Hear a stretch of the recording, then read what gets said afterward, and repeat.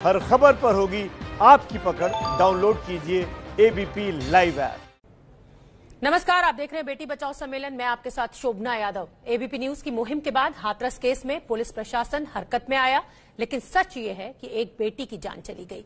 कई गंभीर सवाल बने हुए हैं। सवाल बना हुआ है हाथरस के डीएम, एडीएम, एसडीएम पर कब आखिर कार्रवाई होगी। एबीपी न्यूज की मुहिम भी लगातार जारी है। हमारे साथ बेटी बचाओ सम्मेलन में फॉरेंसिक एक्सपर्ट जुड़ रहे हैं, लेकिन सबसे पहले आपको लिए चलते हैं हाथरस, जहां समाजवादी पार्टी के नेता और कार्यकर्ताओं का जमावड़ा लगा हुआ है। इंद्रजीत राय मेरे सहयोगी वहां पर मौजूद हैं। इंद्रजीत, लोकतंत्र में विपक्ष की सक्रियता सरकार को स्वस्थ रखने के लिए जरूरी है। माना कि कांग्रेस और सपा का अपना एक राजनीतिक एजेंडा है इस पूरे मामले को लेकर, लेकिन आखिरी पायदान पर खड़े समाज के लिए इस राजनीति का आंदोलित होना भी कहीं ना कहीं एक अच्छा संकेत है। जी बिल्कुल, लेकिन सवाल खड़ा होता है कि इसका रूप क्या है। यहाँ हम तस्वीरें देख रहे हैं, ये देखिए भारी मात्रा में पुलिस बल खड़ा है। समाजवादी पार्टी का डेलीगेशन आया, उनसे साफ कहा गया कि आप 5 लोग आइए, हम आपको जाने देंगे। लेकिन कहीं न कहीं टकराव करना राजनीतिक फायदे के लिए जरूरी होता है, जो कि हमको यहाँ देखने को मिल रहा है। अभी समाजवादी पार्टी के कुछ बड़े नेता आने वाले हैं, जाम की स्थिति भी पैदा हो गई है, तो कुछ देर बाद यहाँ माहौल जरूर गर्म होगा, क्योंकि प्रशासन कह रहा है कि 5 लोग आइए, हम आपको अंदर जाने देंगे। लेकिन फिलहाल समाजवादी पार्टी के लोग ये मानने को तैयार नहीं है। उनका कहना है कि वो सारे लोग अंदर जाएंगे, और ये जब बल उनको रोकेगा और वो अंदर जाने की कोशिश करेंगे तो एक टकराव की स्थिति जरूर उत्पन्न होगी। देखिए, राजनीति में अपने विचार और विरोध रखने का दोनों का हक है, लेकिन उसकी एक लक्ष्मण रेखा जरूर होनी चाहिए। बिल्कुल इंद्रजीत, आपसे ये भी जानना चाहेंगे, क्योंकि आप वहां मौके पर मौजूद हैं और भीड़ हमें दिखाई दे रही है, कौन बड़े नेता आने वाले हैं? क्या अखिलेश यादव आने वाले हैं? कोई ऐसी जानकारी आपके पास? क्योंकि मिसिंग दिख रहे हैं वो इस पूरे आंदोलन में। समाजवादी पार्टी के कार्यकर्ता तो दिखाई दे रहे हैं सड़कों पर, लेकिन नेता कोई दिखाई नहीं दे रहा है बड़ा। जी देखिए, यहाँ के सांसद के आने की उम्मीद है, जो इस इलाके के सांसद हैं। जो समाजवादी पार्टी के प्रदेश स्तर के जो नेता हैं, उनके आने की बात कही जा रही है। लेकिन पुष्ट तौर पे, अब इसे आप रणनीति का हिस्सा समझिए समाजवादी पार्टी के नेताओं का, या जो भी समझिए, शायद उनको मालूम है कि अगर वो नामों को खोल देंगे तो सड़कों पर यहाँ पुलिस बल मौजूद है, उनको पहले ही रोक लिया जाएगा। तो जो कुछ भी होगा वो यहाँ आने के बाद ही पता चलेगा समाजवादी पार्टी के कौन से बड़े नेता आ रहे हैं। लेकिन इतना जरूर है कि 2-3 सांसद स्तर के और प्रदेश स्तर के बड़े नेताओं की यहाँ आने की उम्मीद है। बिल्कुल ठीक है इंद्रजीत, आप बने रहिए। मेरे साथ कुमकुम भी बनी हुई है। कुमकुम, जैसा कि मैं इंद्रजीत से कह रही थी कि आखिरी पायदान पर खड़े समाज के लिए अगर सियासत जो है वो आंदोलित होती है तो ये एक अच्छा संकेत है। चाहे ये फायदे के लिए हो रहा हो, चाहे राजनीतिक एजेंडा के चलते हो रहा हो, लेकिन व्यवस्था पर इसका दबाव जरूर नजर आता है। और इसी का फायदा उठाने के लिए अब समाजवादी पार्टी के कार्यकर्ता भी गांव में पीड़ित परिवार से मिलने पहुंच रहे हैं। बिल्कुल, मैंने उनमें से एक कार्यकर्ता से अभी भी बात की, तो मैंने पूछा कि क्या अखिलेश यादव आ रहे हैं, तो उन्होंने कहा कि संभावना बहुत कम है कि अखिलेश यादव आए। दूसरी, धर्मेंद्र यादव आएंगे, ये तो इस बात की पूरी जानकारी है, इस बात को लेकर कोई संशय नहीं है कि धर्मेंद्र यादव नहीं आने वाले। दूसरी महत्वपूर्ण बात, जो बात आपने कही शोभना, हम जिस देश में रहते हैं वहां सबसे ज्यादा ताकतवर सियासतदानों के हैं, यानी कि सियासत के पास सबसे ज्यादा ताकतवर है। और ये जो कहा जाता है ना कि इस मुद्दे पर सियासत नहीं होनी चाहिए, इस मुद्दे पर सियासत नहीं होनी चाहिए, मुझे लगता है कि ये गलत है। क्योंकि जब ताकत सियासत के पास ही है तो सियासत होनी चाहिए, हित की सियासत होनी चाहिए। अब देखिए, जो बात इंद्रजीत ने कही वो क्या गलत है। समाजवादी पार्टी को ये कह दिया गया था कि आप मिल सकते हैं 5 लोग। कल कांग्रेस के लोग भी आए थे ना, 5 लोग आए, मिलकर चले गए, तो 5 लोगों को होना चाहिए था। यहाँ पर भीड़ लाकर अखिलेश यादव जिंदाबाद और धर्मेंद्र यादव जिंदाबाद की आप नारेबाजी लगा रहे हैं। ये किस तरह की संवेदनहीनता है आपकी, किस तरह की संवेदनशीलता है आपकी? आप बताइए, यहाँ किसी ने अपनी बेटी खो दी, किसी के घर में मायूसी है, मातम है, वो घर में चूल्हा नहीं जल रहा है, ऊपर से वहां एसआईटी अलग पूछताछ कर रही है, वो सरदर्दी अलग। खुद को साबित करना है कि हम सच्चे हैं, पीड़ित पक्ष को अभी खुद को साबित करना है कि हम सच्चे हैं। डर अलग लग रहा है गांव में कि गांव में बहुसंख्यक नहीं, अल्पसंख्यक है, न जाने पुलिस निकल जाएगी तो हमारा क्या होगा। ऐसे माहौल में आप अखिलेश यादव जिंदाबाद कर रहे हैं। बिल्कुल, बहुत अच्छी बात, बहुत बड़ी बात आप कह रही हैं कुमकुम। एक घर का जिसे कहा जाए कि बेटी चली गई, चूल्हा नहीं जल रहा है, माँ का रो रो कर बुरा हाल है, जिसे कहा जाए असीमित दुख इस परिवार के ऊपर पड़ गया है। जिस तरह से उनकी बच्ची का अंतिम संस्कार कर दिया गया, अंजलि सिंह, पीड़िता के घर पर मौजूद हैं, जहां एसआईटी की पूछताछ चल रही है। अंजलि, आपसे भी अपडेट चाहूंगी, ऐसी क्या पूछताछ हो रही है जो इतना लंबा वक्त एसआईटी को लग रहा है, और परिवार इस समय जिस दुख से गुजर रहा है, ऐसे में ये बहुत मुश्किल घड़ी, ये पूछताछ उनके लिए। जी बिल्कुल, लगातार हम आपको बता रहे हैं कि सुबह 9:45 के तकरीबन यहाँ पर एसआईटी की टीम पहुंची थी और 2 घंटे से ज्यादा का वक्त बीत चुका है। अभी भी पूछताछ जो है वो जारी है। और अब आपको बताएं, चूंकि बात सियासत की भी चल रही है, तो यहाँ पर धीरे धीरे जो है जमावड़ा भी लोगों का शुरू हो रहा है। अलग अलग दलों से लोग जो है वो परिवार से मिलने आ रहे हैं। और इस समय all India democratic women association की कुछ महिलाएं हैं जो यहाँ बाहर खड़ी हुई हैं, जो कि सीपीआई का वुमेन विंग इसको बताया जाता, कहा ये वुमेन विंग है सीपीआई का। और उसमें जिस तरह से यहाँ पर अब एक के बाद एक नेता आ रहे हैं, कल यहाँ कुछ और राजनीतिक दलों के नेता भी पहुंचे थे। तो आपने जो सवाल कहा था शोभना कि ये यहाँ पहुंच रहे हैं, ये मूवमेंट भी जरूरी है, राजनीति का भी, सामाजिक सारी पहलों के लिए राजनीति में भी जो भूचाल आना जरूरी है। जब तक राजनीतिक सरगर्मियां बढ़ेंगी नहीं तो न्याय की आवाज नहीं बढ़ेगी। लेकिन उसके साथ सवाल ये भी है कि जब आप अपनी राजनीति सेकने के लिए यहाँ सिर्फ ना आए, राजनीति करने के लिए नहीं। यही बात कल पीड़ित परिवार ने कही कि जो भी आ रहा है उसका स्वागत है, लेकिन हमें सिर्फ न्याय चाहिए। तो अपनी राजनीति के जरिए कम से कम इस परिवार को न्याय जरूर दिलाइए।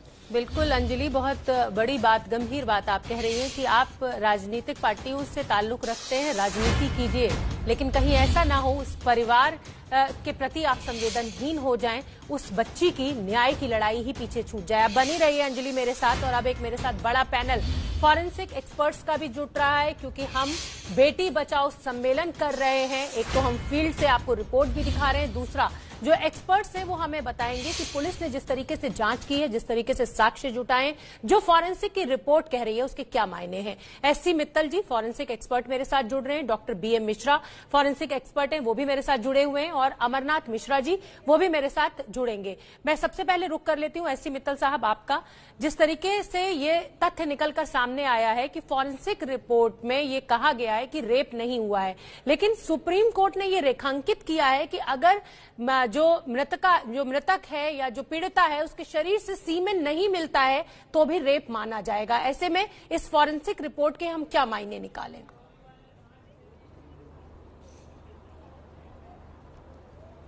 देखिए कि जो भी क्राइम की इन्वेस्टिगेशन होती है जी, उसके 3 पहलू होते हैं। पहला पहलू है कि चश्मदीद गवाह, कि क्या मौके पर किसी ने उसको क्राइम को होते हुए देखा है। दूसरा पहलू होता है उसका फोरेंसिक इन्वेस्टिगेशन, और तीसरा पहलू होता है सर्कमस्टांशियल एविडेंस।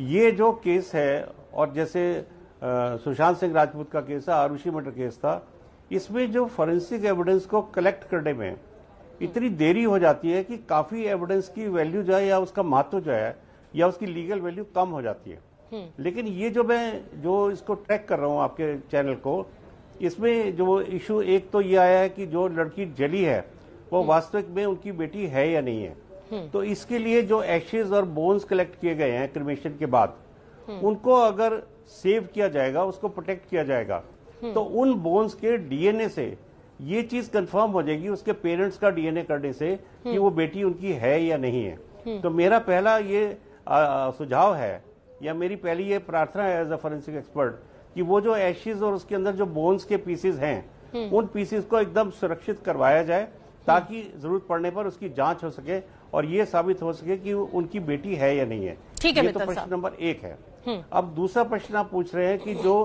जी, मैं 1-2 पॉइंट और कह दूं, अगर मुझे आप इजाजत दो तो जरा कड़ी जुड़ जाएगी बात की। शॉर्ट रखिएगा, क्योंकि मुझे और मेहमानों का भी रुख 14 तारीख की है।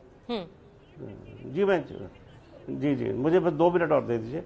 दूसरा जो है, इसकी जो 22 तारीख को अलीगढ़ जो मेडिकल उसमें हॉस्पिटल में इसकी जांच हुई है, 28 को ये हॉस्पिटल सफदरजंग में है और 29 की इसकी डेथ होगी। तो इसका जो फर्स्ट डे का जो एविडेंस कुछ भी है कि उसका जो मौके पर जो भी सबूत मिलने चाहिए थे, क्या उसमें कोई एविडेंस कलेक्ट किया गया 14 तारीख को कि नहीं किया गया पुलिस के द्वारा। और दूसरा ये है कि ये कहा गया कि उसमें स्पर्म जो है 3 दिन में मर जाते हैं, लेकिन जो डेड स्पर्म है उसकी जांच होने से भी स्पर्म जो है वो माइक्रोस्कोपिक आ जाते हैं। ठीक है। लेकिन आज के दिन में उसकी इतनी महत्व नहीं है, क्योंकि आज के दिन में डीएनए टेस्ट हो जाता है। और सबसे इंपॉर्टेंट है कि अगर ये मास रेप है तो इसमें जो सीमन के अगर ट्रेसेस भी मिल जाएंगे तो उसमें ये भी पता चल जाएगा कितने लोग इन्वॉल्व हैं और कौन कौन लोग इन्वॉल्व हैं। उन सबका डीएनए टेस्ट हो गए, उन सबको आइडेंटिफाई किया जा सकता है कि कौन कौन बंदे उसके अंदर ठीक है। मतलब ये भी स्थापित हो सकता है कि ये गैंगरेप है या ये एक अकेले आदमी ने किया है, जो ट्रेसेस सीमेन के मिलेंगे। डॉक्टर बीएम मिश्रा जी भी मेरे साथ लगातार बने हुए हैं। बीएम मिश्रा जी, रिपोर्ट आ चुकी है फॉरेंसिक की और रिपोर्ट ये कहती है कि उस बेटी का बलात्कार नहीं हुआ, लेकिन बेटी मरने से पहले ये कहती है कि मेरे साथ 2 लोगों ने बलात्कार किया। तो क्या इस फॉरेंसिक जांच पर, इस फॉरेंसिक रिपोर्ट पर सवाल नहीं खड़े होते? नहीं, एक्चुअली जो पीएम रिपोर्ट की फाइंडिंग है वहाँ कोई भी ऐसा इंडिकेशन नहीं है जिससे ऐसा लगे कि उसके साथ कोई सेक्सुअल असॉल्ट हुआ है। गैंग रेप तो छोड़िए, सिंगल अगर कोई एक पर्सन भी करता है तो वहाँ पे कई इंजुरीज आएंगी, स्ट्रगल मार्क आएगा, ऐसा कुछ नहीं रिपोर्ट में। तो ये कहना कि मतलब सेक्सुअल असॉल्ट हुआ है, इसको रिपोर्ट के आधार पे कहीं भी जायज नहीं ठहराया जा सकता। ठीक है, बयान में लड़की ने क्या कहा है ये तो मुझे नहीं पता जी, लेकिन जो फिजिकली जो एविडेंस मिले हैं उसमें कोई ऐसा नहीं है। ओवर्ड इंजरी के आधार पे कहना मुश्किल है कि सेक्सुअल असॉल्ट हुआ है। ठीक है, ठीक है। और मेरे साथ अमरनाथ मिश्रा जी भी जुड़े हुए हैं और यहाँ क्योंकि छोटे से ब्रेक का समय हो गया है, मैं ब्रेक से लौटकर अमरनाथ मिश्रा जी का रुख करूंगी और उनसे समझने की कोशिश करूंगी कि अगर बॉडी से सीमेन नहीं मिल रहे हैं या वो ट्रेसेस नहीं मिल रहे हैं, तब भी क्या फॉरेंसिक की जांच में रेप की पुष्टि हो सकती है। फॉरेंसिक एक्सपर्ट्स का एक बड़ा पैनल मेरे साथ जुड़ा हुआ है। मेरे सहयोगी इस समय फील्ड में मौजूद है। कुमकुम मेरे साथ है, अंजलि मेरे साथ है और इंद्रजीत मेरे साथ बने हुए हैं। इंद्रजीत, मैं आपका रुख करना चाहूंगी। आपने एससी मित्तल साहब को भी सुना और बीएम मिश्रा साहब को भी सुना। सीमेन का ना मिलना रेप की पुष्टि नहीं होती, लेकिन सुप्रीम कोर्ट कहता है कि सीमेन ना भी मिले, अगर बेटी लड़की कह रही है कि रेप हुआ है तो रेप माना जाएगा। क्या कहेंगे आप? जी देखिए, एविडेंस प्रोटोकॉल में और बहुत सारे एविडेंस है। उनके कपड़ों पे बहुत सारे ट्रेसेस, माइक्रोबायोलॉजिकल ट्रेसेस मिल सकते हैं। हो सकता है सीमेन पोस्टमार्टम के वक्त न मिला हो, लेकिन कपड़ों से मिल सकता है। दूसरा, नेल्स, मुझे लगता है कि जिस मेडिकल ऑफिसर्स की टीम ने एविडेंस कलेक्ट किया होगा, उन्होंने नेल के ट्रेसेस या नेल के अंदर जो मटेरियल्स थे वो रखे होंगे। तो बहुत सारी चीजें हैं। ऐसा नहीं है कि सिर्फ स्पम्प्स का न मिलना ये साबित करता है कि नए कानून के मुताबिक कि रेप की धाराएं नहीं लग सकती हैं। देखना यह होगा कि बाकी जो दूसरे प्रोटोकॉल हैं उनमें क्या मिलता है और वो किस तरफ इशारा करते हैं। मित्तल साहब से मैं ये जानना चाहूंगा कि अब आज की डेट में कितनी संभावना है दूसरे सबूतों के, चाहे वो माइक्रोबायोलॉजिकल ट्रेसेस हो, चाहे कपड़ों की जांच हो या नेल्स के जो मटेरियल हैं उनकी जांच हो। ये सवाल इंद्रजीत हम अमरनाथ मिश्रा जी से ले लेते हैं। हाँ, ये सवाल हम अमरनाथ मिश्रा जी से ले लेते हैं। बोलिए मिश्रा जी। जी बिल्कुल, जो आपका ये क्वेश्चन है कि अभी क्या क्या एविडेंसेस मिल सकते हैं एक्सेप्ट सीमेन।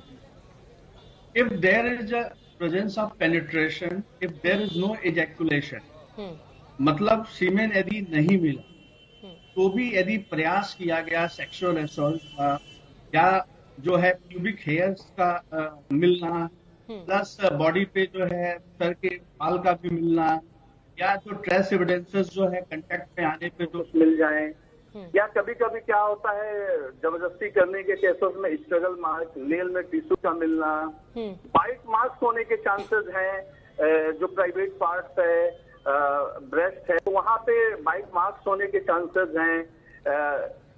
लीनियर एब्रेजन होने के चांसेस हैं, नेल मार्क। यहाँ तक कि जो सस्पेक्टेड पर्सन है ड्यूरिंग द स्ट्रगल, वहाँ चांसेस हो सकता है कि विक्टिम के नेल मार्क्स जो है जो सस्पेक्टेड पर्सन है उनके बॉडी पे हो, यदि सेक्सुअल असॉल्ट है तो। ठीक है। और जी, लेकिन अब तो रिपोर्ट आ चुकी है ना अमरनाथ मिश्रा जी, इसीलिए ये सवाल खड़ा हो रहा है कि डाइंग डिक्लेरेशन और फॉरेंसिक रिपोर्ट में आपस में कोई मैच नहीं है। सवाल इसलिए खड़ा हो रहा है। छोटा सा जवाब। हम बात करते हैं, हम करते हैं अंडर गारमेंट्स की भी हम जांच कराते हैं। मे बी वहाँ सीमेन हो या कोई स्पेसिमेन मिले बॉडी पे। यदि नहीं मिल रहा है तो हम उसको रूल आउट नहीं कर सकते। हम साइंस को नेग्लेक्ट नहीं कर सकते।